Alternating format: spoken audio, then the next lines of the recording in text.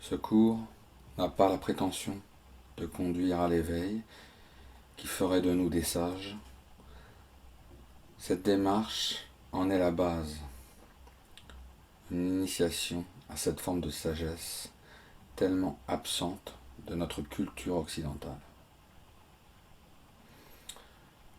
La sagesse, nous dit le dictionnaire, est la connaissance des choses naturelles ou acquises.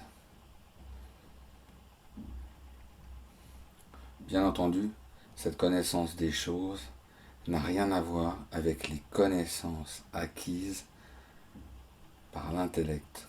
Bien au contraire, cette forme de connaissance que nous écrirons désormais avec un C majuscule, comme nous l'avons fait précédemment pour l'amour, est le fait de l'utilisation de notre esprit. Plus on a vécu en utilisant consciemment l'esprit, plus on a accumulé de connaissances. Cette connaissance n'a pas de pluriel. Elle ne peut pas en avoir car, au contraire des connaissances intellectuelles qui s'acquièrent de manière discontinue, la connaissance est synthétique, elle est globale, elle est unie et ne comporte pas de division. La connaissance est toujours issue de prise de conscience intuitive. Elle provient de l'intelligence, de la vie qui est en nous, c'est-à-dire notre esprit. Ceci explique que l'on trouve souvent beaucoup plus de sagesse chez un homme simple qui a vécu proche de la nature et qui n'a jamais fait d'études. On peut aussi la comparer à la croissance d'un être vivant. De petite taille au début de son existence, l'individu, tout en restant lui-même, grandit progressivement. Il se produit en lui une intégration permanente, tant corporelle que psychique. De même pour la connaissance, on retrouvera cette notion d'intégration permanente. Au contraire de la connaissance intellectuelle, qui procède par addiction successive des connaissances, reste divisée. La notion d'intégration permanente est capitale pour la connaissance. Le scientifique cartésien à qui l'on pose une question précise se réfère constamment à un chapitre particulier de ce qu'il a étudié. D'où la nécessité pour les scientifiques modernes de se spécialiser dans leur profession, dans leur pratique professionnelle. On reproche souvent aux médecins de nos jours, du fait de sa spécialisation, de ne pas tenir suffisamment compte des fonctions autres que celles directement concernées par une maladie. Il devient de plus en plus difficile d'être généraliste car la science progresse à une vitesse que le nombre d'informations médicales nouvelles s'accroît toujours plus. Le contraste est frappant avec l'image du médecin de famille du début du siècle qui commençait par s'asseoir au chevet de son malade pour bavarder pendant plusieurs minutes avant de commencer l'examen. La médecine passée paraît beaucoup plus intuitive que celle d'aujourd'hui. Aujourd'hui, l'efficacité des techniques modernes est indéniablement supérieure, mais le malade a trop souvent l'impression d'être traité mécaniquement. Nous prenons le cas de la médecine parce que chacun d'entre nous a eu recours à ses services. Mais il en est de même pour tous les domaines scientifiques. Une tendance relativement nouvelle est cependant apparue en cette fin de XXe siècle qui tient compte de l'intuition, donc de l'esprit. C'est l'approche phénoménologique. Elle ne rejette pas toute la méthode cartésienne, mais propose de rajouter à la démarche rationnelle une approche intuitive des phénomènes observés. Cette reconnaissance de l'esprit par la science est extrêmement prometteuse et semble confirmer l'hypothèse que nous avons déjà développée d'un avènement d'une ère nouvelle qui représente l'âge adulte de toute l'humanité. En cette fin de siècle, l'homme vit des événements nouveaux qui ne sont jamais produits dans toute son histoire. Ainsi, nous assistons à une planétarisation de la culture occidentale qui convertit sans exception toutes les nations du monde. La technologie s'étend à toute la planète. Les moyens de transport nous permettent de parcourir facilement le monde et de rencontrer d'autres peuples. Les moyens d'information nous tiennent au courant d'événements marquants, quel qu'en soit le lieu. L'homme s'est doté d'une puissance de destruction totale de la planète, qui en toute logique devrait signaler l'avènement d'une paix définitive.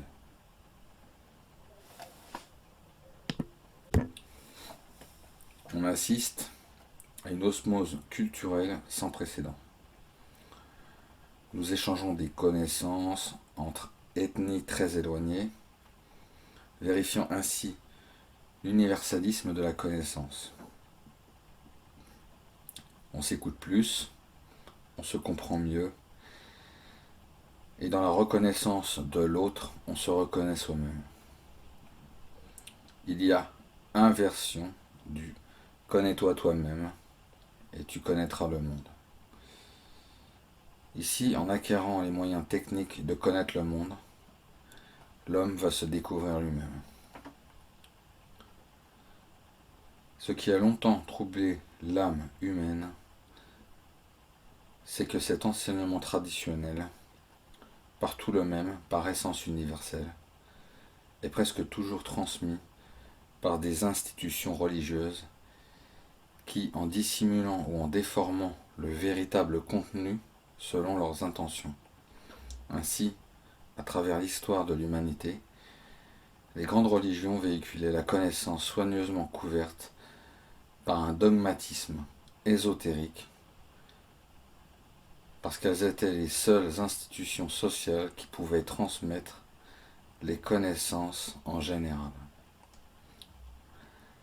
Avant que n'apparaisse l'imprimerie en Occident, c'étaient les moines qui transmettaient le savoir en recopiant les manuscrits. D'autre part, les religions, devant la faiblesse des gouvernements, ont dû jouer un rôle politique important qui a souvent faussé le message spirituel qu'elles véhiculaient. Elles ont fait des interprétations, ont demandé à leurs fidèles de croire en certaines choses, que la terre était plate et immobile dans l'espace, par exemple. L'Inquisition au Moyen-Âge rendait la justice, les pouvoirs régnants devaient respecter les décisions des autorités religieuses et se soumettre à leur influence. Paris valait bien une messe à cette époque. Il n'était pas difficile de comprendre le désarroi de l'homme devant le vide spirituel qui s'est installé aujourd'hui avec l'affaiblissement des grandes religions qui n'ont pas supporté le choc de l'approche scientifique de la réalité. Mais l'optimisme est permis puisqu'un grand mouvement écuménique est né de la rencontre des hommes du monde entier, qui a déjà commencé à faire reculer l'intolérance et la division. On peut donc espérer retrouver bientôt cet enseignement traditionnel qui, dans sa pureté, ne demande jamais à personne de croire en une foi particulière, mais au contraire recommande toujours d'expérimenter le message ainsi retransmis, et en cela rejoint parfaitement l'exigence de la science que l'on pourra bientôt écrire avec un S majuscule. De même, au niveau de l'organisation sociale et économique, sur le plan politique, l'évolution actuelle montre bien que les divergences s'atténuent de plus en plus et que la tolérance vient remplacer progressivement le sectarisme et le dogmatisme fondés sur des idéologies qui n'étaient en fait que des constructions intellectuelles. Les grands partis politiques se plient maintenant avec de plus en plus de réalisme à la science économique qui indique les lignes de plus grande pente d'efficacité et de bien-être de l'homme. Une extrapolation des tendances actuelles aboutit sans risque de se tromper à un universalisme qui privilégiera le bien-être et la prospérité de l'homme au dépens des idées partisanes.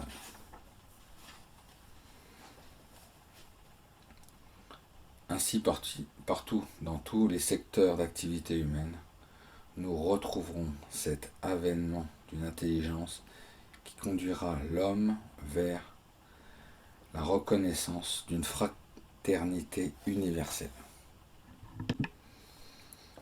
Eureka! Tel est le cri que l'on attribue à Archimède lorsqu'il découvrit son principe fondamental de physique hydraulique. Eureka, en grec, signifie « j'ai trouvé ». Mais on assimile à cette exclamation la joie de la découverte. Un enfant qui éprouve des difficultés à comprendre un problème mathématique a la même réaction lorsqu'il a trouvé la solution. Son visage s'épanouit, manifestant une joie spontanée devant cette compréhension nouvelle. Depuis des millénaires, la connaissance de l'homme progresse. Il comprend de mieux en mieux la nature et ses phénomènes. La recherche scientifique est sous-tendue par la même motivation et les découvertes génèrent des atmosphères de fête qui mettent en évidence la joie de l'homme à mieux appréhender la nature. La découverte implique la notion de synthèse qui unifie, au contraire de l'analyse qui divise. Lorsque l'esprit humain ressent l'unité, son esprit s'éveille et une émotion surgit.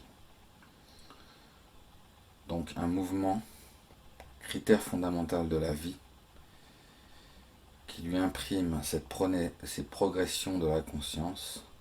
Chaque fois que la conscience progresse, ce mouvement engendre la joie. Nous-mêmes, nous éprouvons une sensation de malaise face à quelqu'un qui se heurte à un problème insoluble pour lui.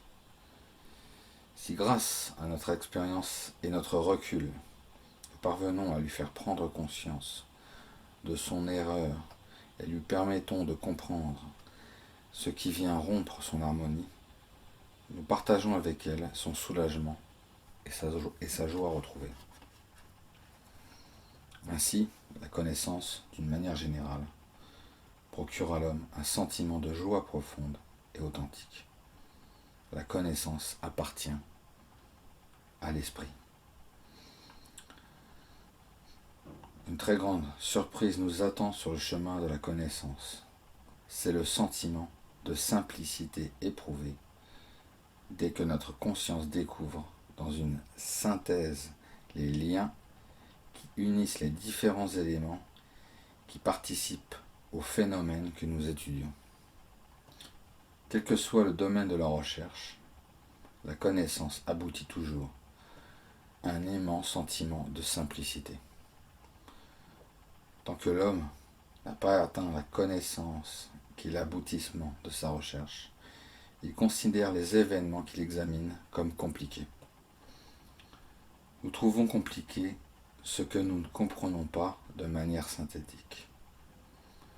Mais dès que le déclin de la synthèse se produit et que la connaissance jaillit telle une lumière qui éclaire d'un seul coup tous les détails de l'ensemble que nous considérons, un sentiment de simplicité s'impose instantanément.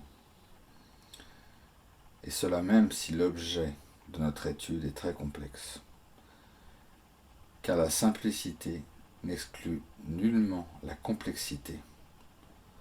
Souvenons-nous qu'un brin d'herbe dans l'exercice sur l'intelligence de la vie, un être aussi modeste qu'un brin d'herbe, est en fait d'une complexité extrême. Si à l'aide d'un microscope électronique, nous parvenons à distinguer les structures internes d'un brin d'herbe, c'est tout un univers que nous allons découvrir. Le jeu des forces qui lie les molécules et les atomes de ce brin d'herbe est d'une infinie complexité. Mais le regard que nous avons porté sur ce brin d'herbe en découvrant l'intelligence de la nature qu'il représentait, laissait en nous une impression d'extrême simplicité. Il en sera de même lorsque l'objet de notre recherche portera sur la nature tout entière. Au fur et à mesure que notre conscience pénétrera les phénomènes que nous prendrons en considération, un immense sentiment de simplicité s'installera au plus profond de nous. L'esprit humain est capable d'envisager l'ensemble de tous les phénomènes de la nature et de la vie dans une synthèse globale qui débouche sur un émerveillement extrême dont le caractère est la simplicité dans l'unité. L'esprit de l'homme est capable de comprendre l'univers dans lequel il vit. Il est capable de percevoir le lien qui unit toutes les choses de l'existence. Lorsque l'esprit se libère du mental dans la fonction analytique, lorsque l'esprit se libère du mental dont la fonction analytique est de diviser l'objet qu'il étudie. C'est le contraire de la complication qui jaillit dans un éblouissement inoubliable et indicible. Tout est unifié, tout est immensément simple dans l'infinie complexité de l'univers. Cette expérience est celle de l'éveil. Lorsque l'homme parvient à utiliser simultanément l'ensemble de ses facultés, il obtient instantanément la vision synthétique du fonctionnement de l'univers et de son propre fonctionnement. Il peut alors enfin aller vers la connaissance. Au lieu d'être un aboutissement, cet état d'éveil, où la conscience enfin libérée du mental, peut s'élever au niveau de notre esprit, et c'est le début de la connaissance. L'homme peut alors commencer à visiter le monde dans lequel il vit. Il éprouve la même impression qu'une personne myope qui recouvrirait subitement la vision normale. En état ordinaire, dans sa myopie, l'homme ne peut que discerner et examiner séparément les parties du tout. En état normal, l'homme embrasse globalement et simultanément tous les éléments qui composent l'univers et comprend les liens qui les unissent. Il n'y a plus de hasard, tout est lié. La notion de hasard que nous utilisons pour colmater les brèches que notre mental pouvait expliquer de manière satisfaisante relève ce qui lie les événements, les circonstances de notre vie. Le hasard est la manifestation de l'esprit. Ce que nous appelons hasard est l'esprit en dehors de nous.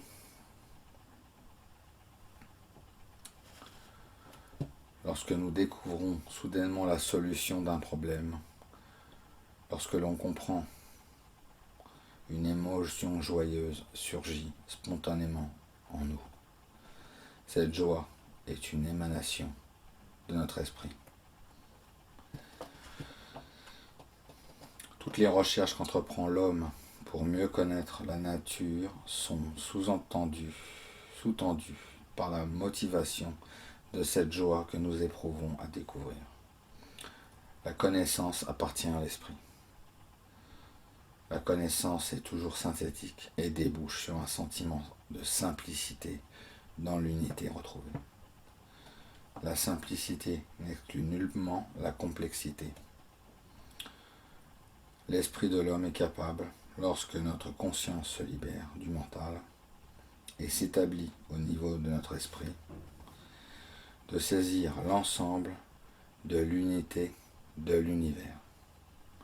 Nous découvrons alors, dans un éblouissement, la simplicité et l'unité dans la complexité infinie de l'univers dont nous faisons partie.